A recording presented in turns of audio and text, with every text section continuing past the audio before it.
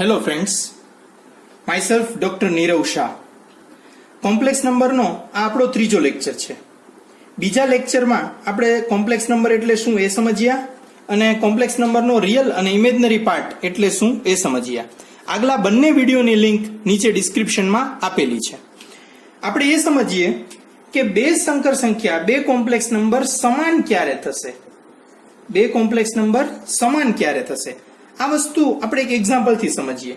Suppose આપણને આવું આપેલું છે 3 + 2i = a + bi.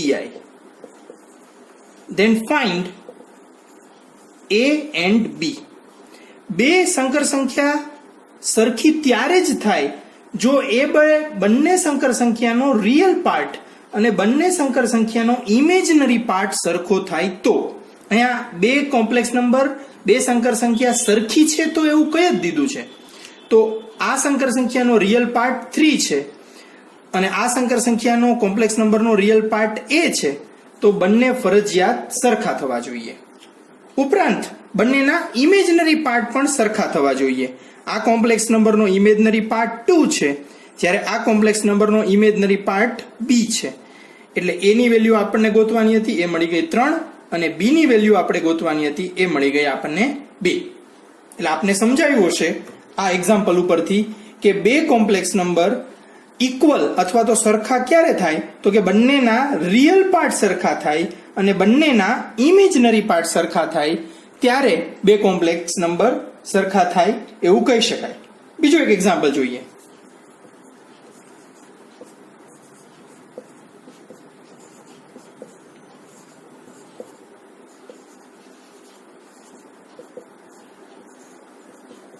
શું આપ્યું છે? 4 - bi = a + 2i. Then a અને b ગોતવાના છે. એટલે a અને b ની વેલ્યુ ફાઇન્ડ કરવાની છે. આપણે હમણાં જ જોયું કઈ રીતે થાય. બે કોમ્પ્લેક્સ નંબર સરખા છે તો એના બંનેના રિયલ પાર્ટ્સ સરખા થવા જોઈએ અને બંનેના ઇમેજનરી પાર્ટ્સ પણ સરખા થવા જોઈએ. તો આ જે કોમ્પ્લેક્સ નંબર છે એનો રિયલ પાર્ટ છે 4 અને આ જે કોમ્પ્લેક્સ નંબર છે એનો રિયલ પાર્ટ છે a. એટલે કે a ની વેલ્યુ આપણને મળી ગઈ. હવે આ કોમ્પ્લેક્સ નંબર છે એનો ઇમેજનરી પાર્ટ શું છે એ જરા શાંતિથી વિચારો.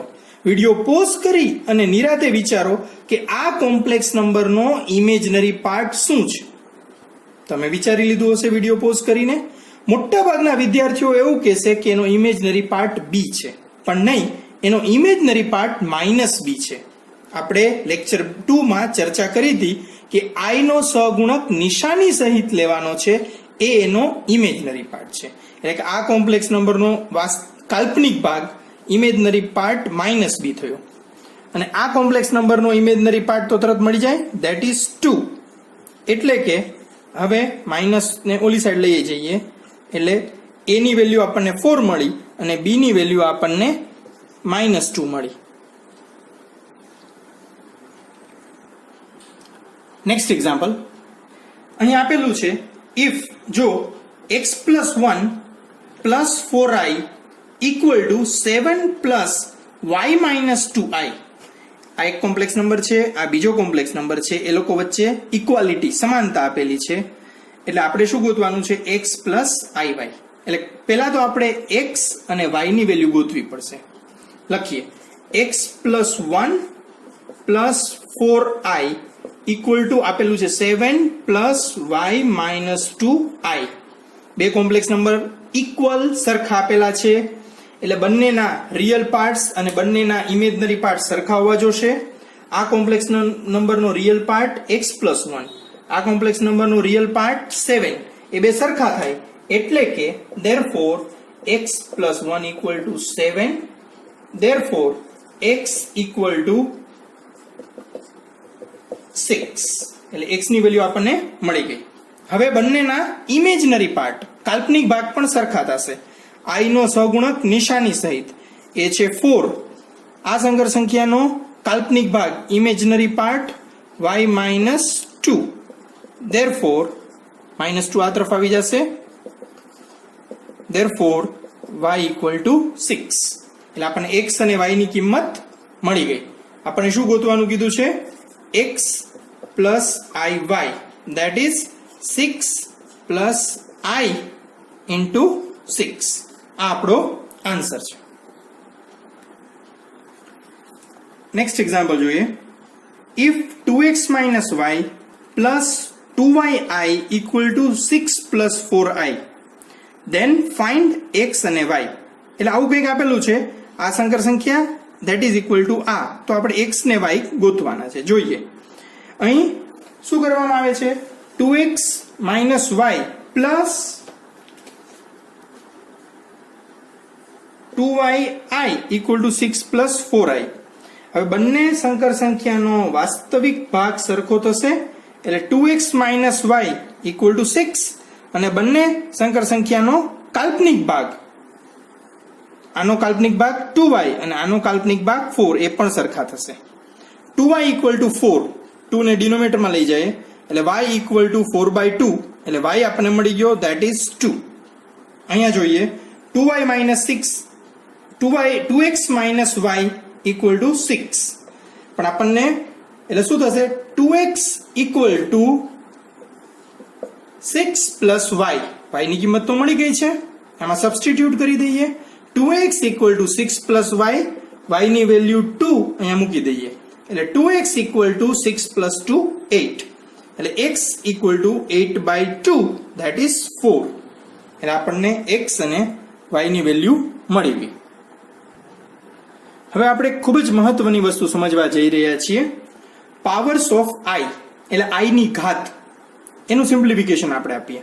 આપણે અગાઉ જોયું કે ભાઈ i ની કિંમત શું છે? વર્ગમૂળમાં -1, એટલે i² આપણને મળતું હતું -1. હવે i ની વધારે ઘાત જોઈએ. i equal to √-1 અને i² બરાબર માત્ર -1. i ની 3 ઘાત એટલે શું થશે? i² ગુણ્યા i. i² તો આપણને ખ્યાલ છે -1, અને i એટલે i માત્ર પોતે, એટલે શું થશે? 1i into -1 એટલે કે -i, એટલે કે i⁻³ આપણને મળ્યું -i. i⁻⁴ સમજીએ. i⁻⁴ એટલે થશે i² into i², એની રીતે લખી શકાય. અને i² ની કિંમત -1, i² into i², i² ની value -1 into i² again, that is -1. -1 ગુણ્યા -1 શું થશે? +1. એટલે આપણને શું મળ્યું? i⁻⁴ equal to 1. i એટલે √-1, i² એટલે -1, i³ -i અને i⁻⁴ એટલે 1. હવે i ની વધારે હાયર પાવર આપણે મેળવીએ. i⁵ આપણને એ ખ્યાલ આવી ગયો છે i⁻⁴ એટલે 1. આપણે એનો ઉપયોગ કરશું. i⁻ એટલે i⁻⁴ into i. i⁻⁴ એટલે 1, i⁻⁴ એટલે 1 into i, 1 into i, that is i. એટલે કે i⁵ ની કિંમત આપણને શું મળી? માત્ર i. એ જ રીતે i⁻⁶ ની કિંમત મેળવીએ. i⁻⁶ અગેન આપણે આ વસ્તુનો ઉપયોગ કરશું. i⁻⁶ ને આપણે કઈ રીતે લખી શકીએ? i⁻⁴ ગુણ્યા i², કેમ કે અહીં આધાર સરખો છે તો ઘાતનો સરવાળો થાય તો 4 ને 2 6. i⁻⁴ એટલે કે 1 અને i² એટલે -1, એટલે શું થયું? i⁻⁶ આપણને મળ્યું -1. આ રીતે આપણે i ની હાયર પાવર્સની કેલ્ક્યુલેશન જોઈ. એક વસ્તુ ઓબ્ઝર્વ કરીએ. i² -1, i³ -i, i⁻⁴ 1, i⁵ i, i⁻⁶ -1, અને તમે i⁻7 મેળવશો, i⁻7 મેળવશો તો એ -i આવશે, અને i⁻8 મેળવશો તો એ આવશે 1. જાતે ટ્રાય કરી જોજો i⁻7 અને i⁻8 ની કિંમત મેળવવાની. હવે આપણે આગળ વધીએ. આપણે એ યાદ રાખ્યું છે કે i⁴ that is 1. હવે ક્યારેક i ની વધારે પાવર પૂછે i⁴ તો 24 એટલે i⁴ means 4 into 6 એટલે i⁴ 6 એને કઈ રીતે લખી શકાય i⁴ હોલ રેસ્ટ ટુ 6 આખાની 6 ઘાત. આપણે ખ્યાલ છે કે આ બેનો ગુણાકાર થાય એટલે આ જ પદ આવી જાય. અને i⁴ that is 1 એટલે i⁴ ની જગ્યાએ 1 એની 6 ઘાત એટલે 1. ઇન શોર્ટ સપોઝ 100 પૂછે આપણને તો કે ભાઈ 100 મીન્સ 4 ગુણ્યા 25 એટલે i⁴ આખાની 25 પાવર અને i⁴ તો આપણને ખબર છે that is 1 raised to 25 એટલે કે 1.